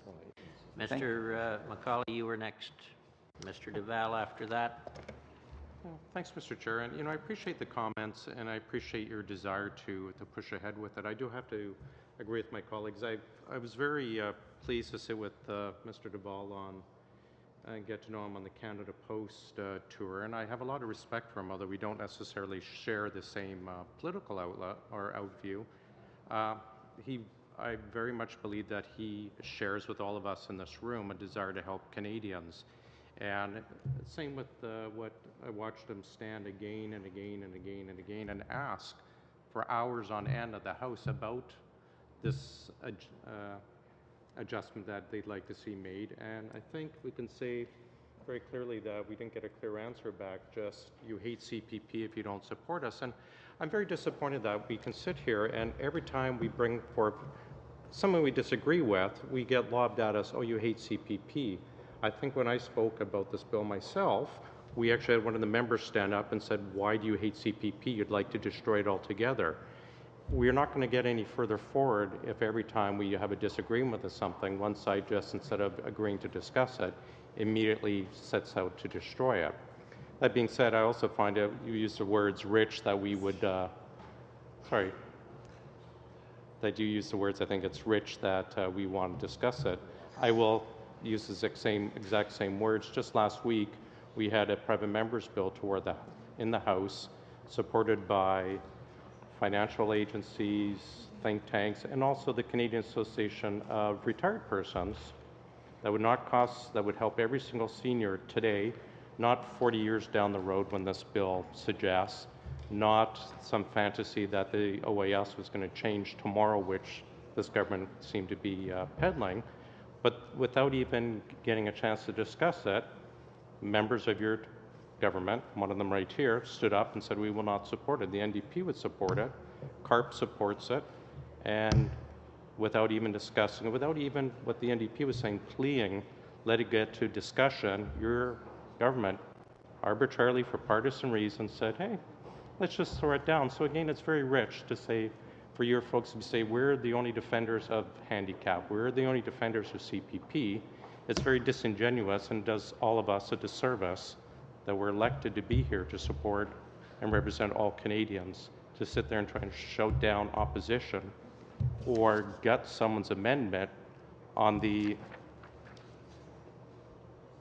suggestion that you're the only defenders of CPP. I think it's very wrong and it's against democracy. That being said, I just do not understand the purpose of not allowing his amendment to stand for vote, or that you have to gut it.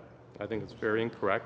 Getting back to the CPP thing, we very much care for seniors. I personally was a head of a foundation for 6 hospitals for elderly in a past life, which is why I put through the very important and very widely supported private members bill to assist all seniors, which I hope that the Liberals will take a change of heart on and support for all seniors.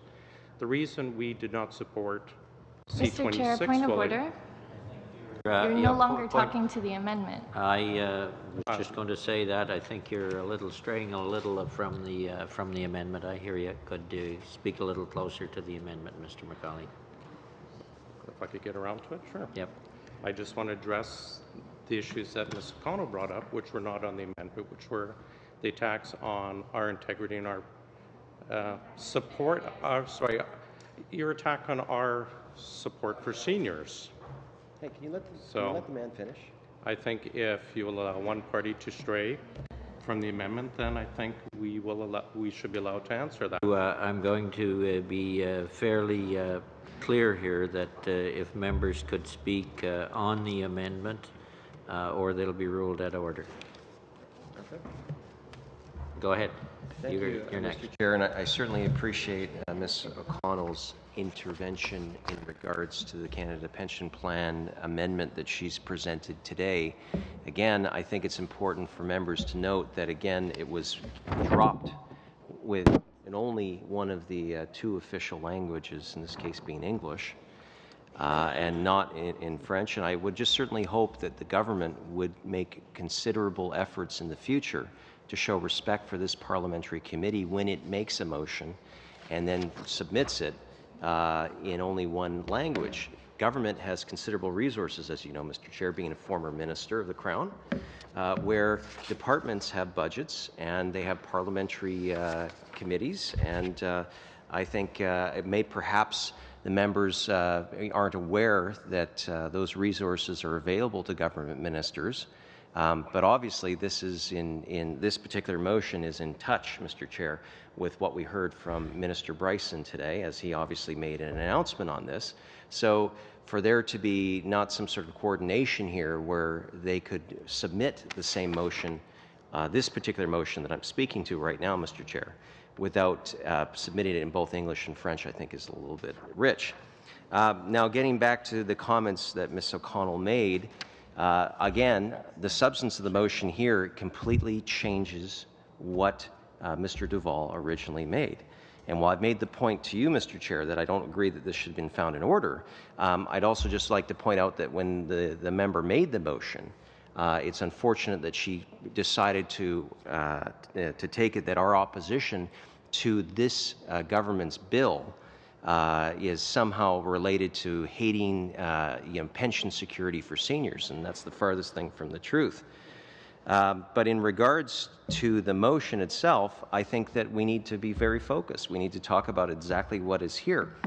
And I made reference earlier to that the NDP put forward a different motion, and that I don't think it would cost any issue at all for the government just to simply vote. Actually, I'm going to give the opportunity to the government members right now. Perhaps having heard my compelling argument, they might want to retract this motion, and then we can go to the point of amending, or perhaps there's a friendly amendment that can be found, or perhaps they will just simply vote against Mr. Duval's original motion and submit one of their own without having to basically procedurally, pull the carpet out of under the NDP, Mr. Chair. And I would just hope that Mr. Duval, would make these points, again, perhaps maybe some conversation with the government side. There could be a friendly amendment that could come out of this, or maybe not. I'm not sure, Mr. Chair, but the important thing is that while the Conservatives have said that we don't support the current legislation, that doesn't mean we're against the Canada Pension Plan, Mr. Chair. It means we're just against the current approach. And again, the bill codified that. We were very productive yesterday, I would believe, in committee before the member, abruptly called for an end to debate. And now we know why. It's because she wanted to bring forward this motion today. And again, getting back to that, Mr. Chair, on this particular motion, the fact is that even though the Conservatives didn't support the NDP's amendments, or wouldn't, the ones that you called out of order, we want to see a very good and healthy process, which includes good and healthy debate here at this table. And both Mr. McCauley and Mr. Bouteyev have raised some legitimate concerns. They're not regular members of this committee, but I think that they've raised that there are a number of concerns that go on within the motion as it stands. So I'd like to hear back from maybe perhaps Ms. O'Connell if she's willing to retract her motion, and perhaps there can be a friendly amendment that can be found with Mr. Duval.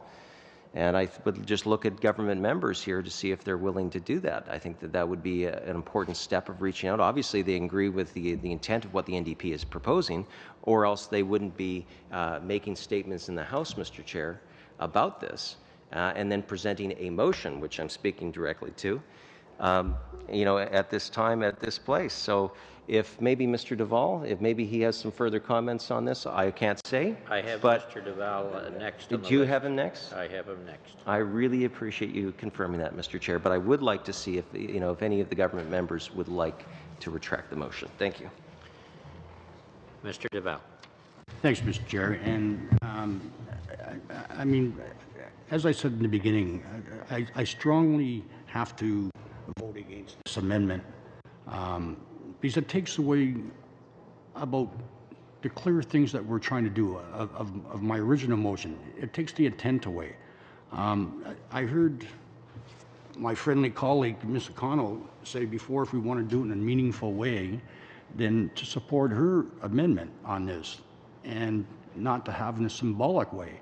And I kind of find that very frustrating because if I read her, her amendment, it says to raise the issue of child rearing.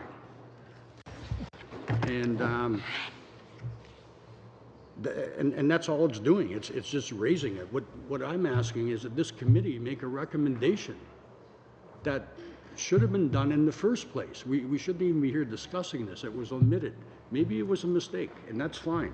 But something that could be done now, okay, of making that recommendation and not raising the issue and deferring this for another couple of months when it shows Canadians we're not really doing our job here as a committee.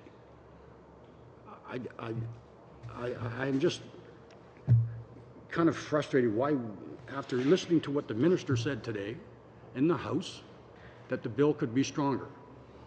He admitted that. And I thought, okay, that this is really, really good. And that's why I'm here today, trying to resume this and ask for your support, that we all believe that that's what should be done.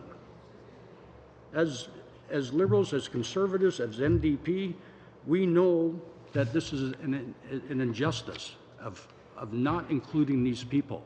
So it's not symbolic. Okay, it means we're doing some action and we're doing the things that are right for Canadians. So again, I ask that I cannot support this, Mr. Chair, because it takes out exactly what I was trying to put forward. It just all it does is defer it to another period of time and just raises the issue where ours is making a recommendation to the House, to the government, of what we feel that we heard where the bill could be stronger, as the minister said today. And that's their decision. We're not doing anything else. We're not putting that additional cost on them. We're not saying anything. We're making recommendations to them of saying what we heard and what people would like to see. Thank you, Mr. Chair. Thank you. I have Mr. Olbuteyev next. Yeah, if I'm negotiating this, I would say this amendment is a joke. It's like a child play where, to be honest with you, trying to take advantage of situation. You don't want to support his bill. You don't want to support his motion. You come out and you say you don't want to support it. We're wasting our time here completely because no one with the right mind will look at this motion and will think that amendment is just it's a playing game, okay, and total waste of time, Mr. Chair. This has to stop right now. This is a total waste of time. Okay, are we ready for the question? Mr. Olbuteyev or Mr. Duval?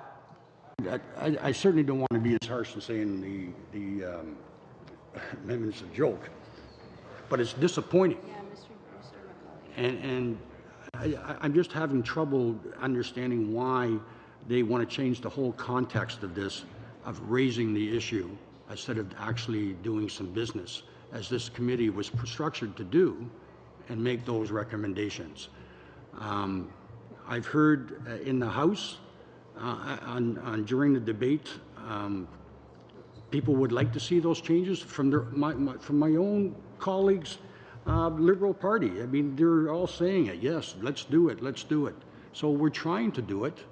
However, we come up with an amendment that actually destroys everything that we're trying to do and just prolongs the situation. So, Mr. Chair, I would like to, her to withdraw the amendment and actually just vote on my main motion, because that's what we're supposed to be doing. That's what the Canadians asked us to do. It was a big mistake. We have to put it back in order, and I'm hoping that they will support me. Thank you. Okay. Mr. McCauley, my apologies. I went to Mr. Duval. Thanks. I just put We're past time. We'll just We put are a motion past to the- adjourn. You can, if you want to put a motion to adjourn. Put I a have no motion to choice but adjourn. to adjourn. Meeting adjourned. What? If there's majority for. If there's a majority, oh, you got to go to a majority vote? Well, yeah, you have to put the question. of the Okay, meeting is the, well, no, we're beyond the time. You have to adjourn. No, there.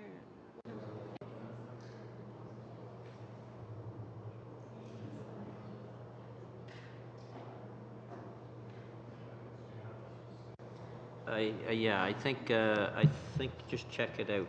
I don't want to make a wrong ruling here. I do believe that if somebody asks us to adjourn when we're beyond the time frame and we're half an hour over,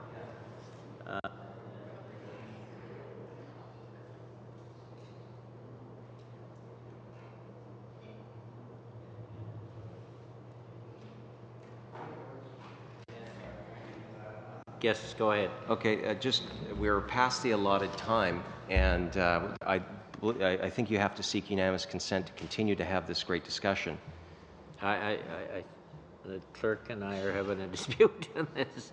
I do think we need unanimous consent, do we not, to continue the discussion once we're over time? It's the consent of the majority of members.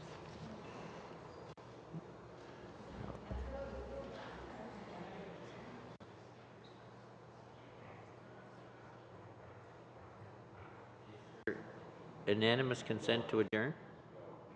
No. Adjourn? Or to continue? We're having some difficulty in the rules. Like I do believe when we're over the time, you need unanimous consent to continue, and I guess that's the way I'm gonna rule, and we'll sort it out later. Is there unanimous consent to continue? No, thank you. Okay, the meeting's adjourned.